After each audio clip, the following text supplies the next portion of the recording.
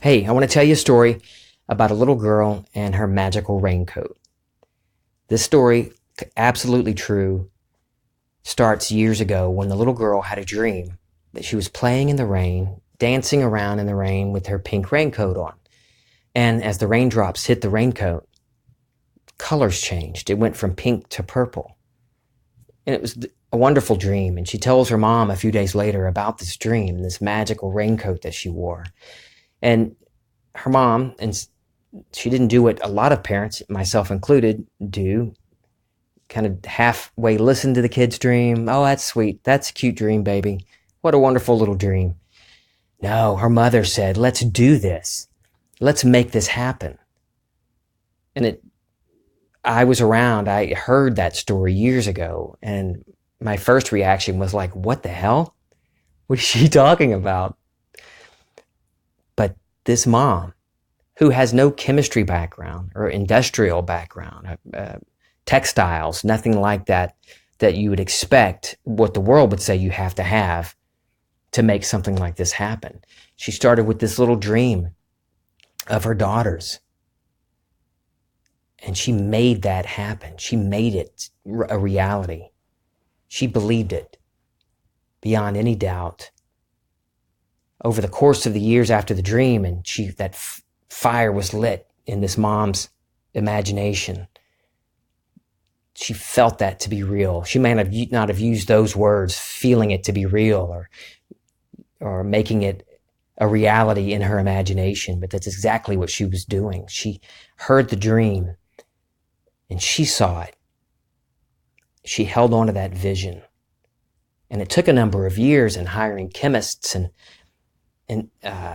experimenting with polymers, and it's still over my head, understanding that how all these things, the colors change.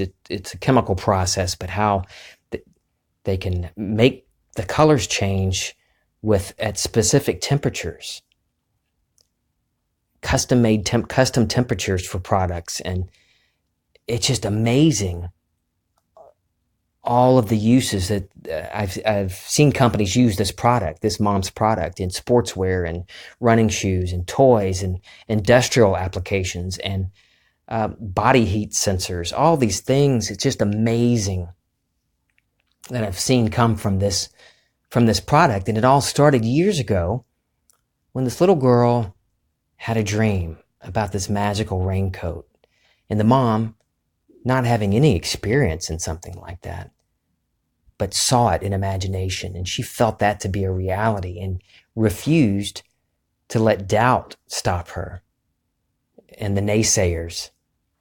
She didn't let anybody stop her. I talked to her through the years, through the process, and she just would not let go of the vision. She held on to it, and she believed it. She believed that into this physical world. She made it a reality in the physical world. It's a wonderful product, beautiful. Yes, I think there was actually a magic raincoat that she did make, but the product it's just pervasive now.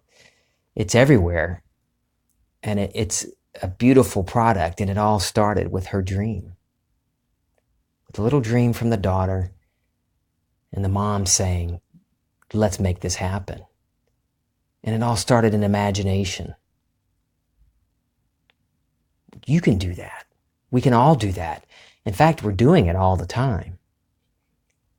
Most of our lives, we've gone through it imagining up suck stories or imagining up great things, but not ever realizing how it all started, that we are the operant power, that it's up to us, that it begins and exists in our imagination, our I amness.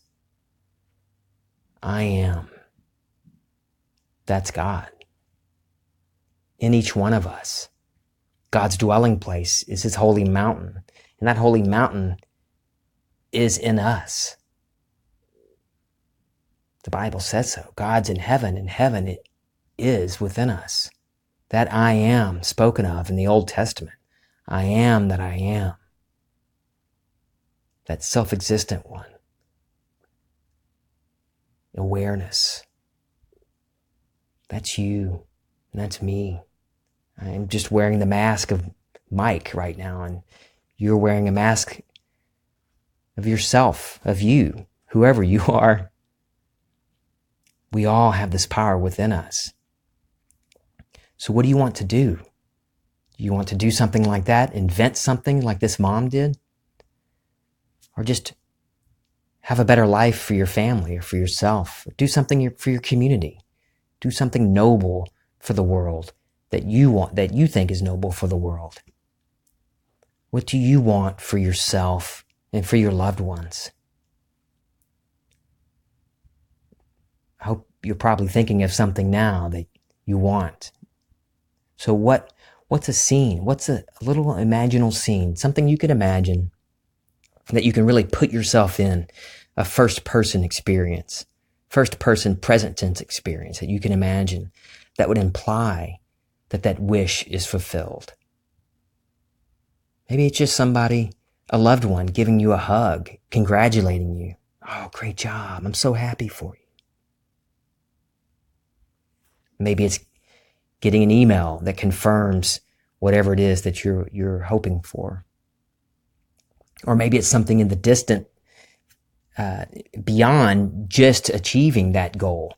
What if it's you sipping coffee on the back porch of your new home that you've moved into? Just a simple little short scene that you experience as in the first person experience. You see with your eyes. You're holding that cup of coffee with your hand. And in that moment, you feel the heat of the coffee. You sip it, feel the heat and taste the coffee in your mouth. In that moment, you're experiencing the joy of being in your new house. Or same coffee, same back porch, but it's having a healthy body. Or whatever, fill in the blank. You can use whatever scene that you want. It's only something that would naturally happen for you, or that would feel natural to you to imagine. And it's the implication. That's where the power is. What does that imply to you? Because when it comes down to it, it's not whatever the scene is or whatever you call your awareness. It's realizing that you believe, that if you believe the change happened in your imaginal act, it is at that point made alive and real in your world. That's a quote from Neville. It's the knowing that it's done, that your wish is fulfilled. And you start thinking from the wish fulfilled. It's already done, and now I see the world from that new state. I see the world differently. And the world sees me differently. And you realize through the course of the day, you're getting bumped out of that. You're feeling doubt. You're reacting in a way that says, hey, I don't think I'm dwelling. I'm in my preferred state, my desired state, the state of the wish fulfilled. Go back to that. Recapture that mood. You can do it in an instant. Go back to that imaginal act or just the feeling. Get back into that state. As you return to that, the state that you most often return becomes your dwelling place. And everything springs forth from your dwelling place, from your state, your reactions and your thoughts, your experiences all come from that state. So get out of the crappy one. Dwell in the new state, the state of your wish fulfilled. What I want may seem lame to you. That's cool. What you want might seem lame to me, but it doesn't matter because we all get to do this ourselves. Is it something big like the magic raincoat? Or is it just something that you think is different in size, something small like having a delicious meal or getting good beef on sale at the grocery store for fun? It doesn't matter what it is. If you believe, I'm going to read the quote one more time. The key is to realize that if you believe that the change happened in the imaginal act, it is at that point made alive and real in your world. You imagined a scene. Do you believe that it became a reality right there, that you moved into that desired state? If you do, then it's done. That's the key. It's belief. It's the knowing, and not a knowing that it's going to happen. Never think of it as, oh, and yes, this is going to happen. I've done that many times. Imagine up some wonderful stuff, but didn't realize at the time I was still putting it in the future. Imagining, thinking, this is how it's going to feel. This is how it's going to feel when this happens. Neville calls that perpetual construction, deferred occupancy. You're constantly creating these wonderful states, these new states of being, lovely things, wonderful things.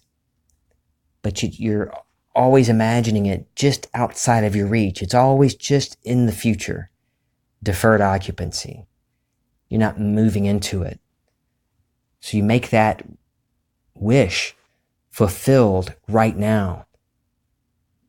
Move in imagination. Make there, here, and then, now. Feel it as if it's real to you at this moment. Not one day or next week. Know it to be real for you right now. And don't give a crap about what anybody else thinks. It doesn't matter.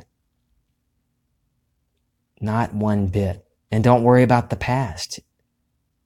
I've screwed up so many times. But I don't let that, like what my dad would call my track record.